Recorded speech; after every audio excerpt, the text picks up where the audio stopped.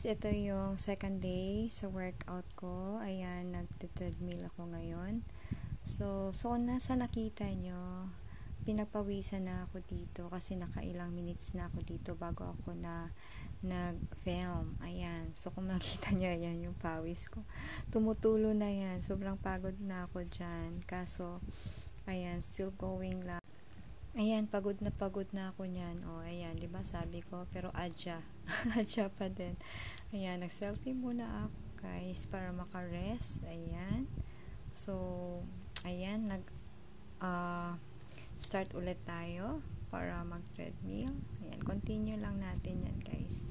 And, ayan, guys, panoorin nyo na lang ako habang nag-exercise. Ayan, thank you so much.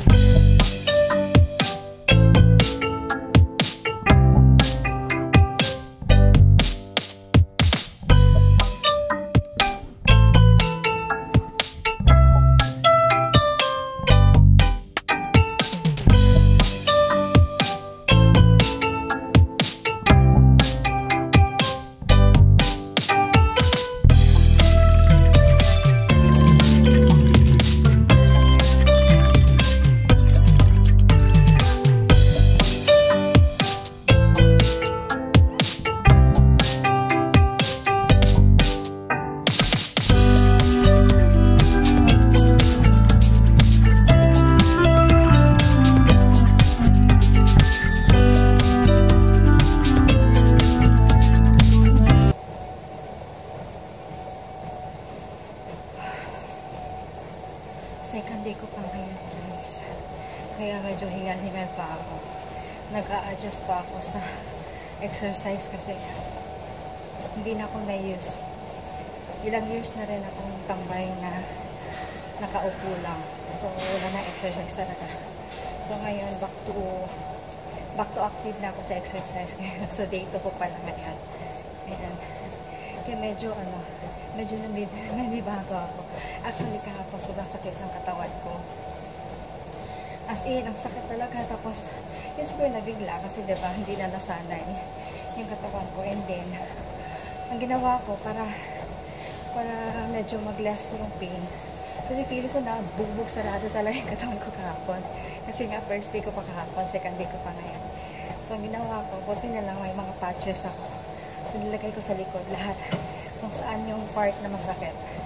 Kaya yon, medyo okay naman, medyo nag-lessen siya. So, sabi ko kahapon, kung hindi ko kaya ngayon, if ever na sumakit ng sobra, hindi talaga ako babalik ngayon. Maybe next day pa, tomorrow. Pero since na okay naman, nakaya na naman. Dahil siguro dun sa nilagay kong patches, pinuno ko sa likod ko para mawala yung parang maga. Kaya yun, so decide ako ngayon na babalik ulit ngayon. Kaya para makontinue siya, para masanay siya. Kasi pag stop ko ngayon, baka manibago na naman ulit yung katawan ko. Kaya ngayon, day 2 ko na. Diba? Sipag-sipag lang. Para sa ekonomiya. Diba? Grabe. Kahapon, grabe pawis ko talaga. Sobrang feel ko talaga yung pawis ko. Kasi yung parang nakakamiss yun, yung pinapawisan ka ng sobra-sobra. Yun ang na-miss ko talaga. Kasi, dati, I'm used to it talaga na pinapawisan talaga. Kasi super active ako before. Kasi diba, nasa sports ako. So, kahit anong sports, diba, mga indoor sports yung sinasalihan ko. Kaya, na-use yung katawan ko na active talaga. So, ngayon, ilang years na natulog kasi nag-YouTube ako. So, tamad na mag-exercise. Over na sa isip ko, gustuhin ko. Pero, since na, yun nga, sa online na, computer, yun, cellphone lang laging hawak ko.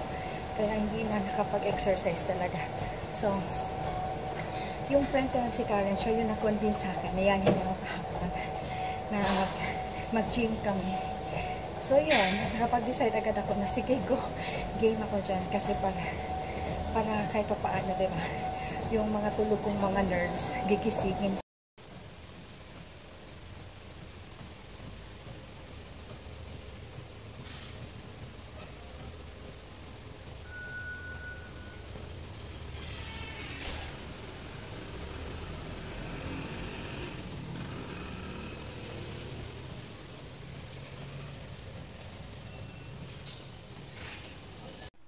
Ayan, eto, natapos na din ako sa treadmill. Ayan. So, eto, magsiselfie muna ako at mag-iisip kung ano na naman ang next na gagawin ko. Ayan, for a while, ayan, mag-ano muna tayo dito. Magsiselfie at the same time, ipapakita ko sa inyo yung gym. O, diba? Sana all. Sobrang pawis na ako dyan. O, so, ayan guys, dito na naman tayo sa kabilang equipment. Ayan, magbabike muna tayo. Ayan. Okay. Thank you guys. And mag-music muna tayo.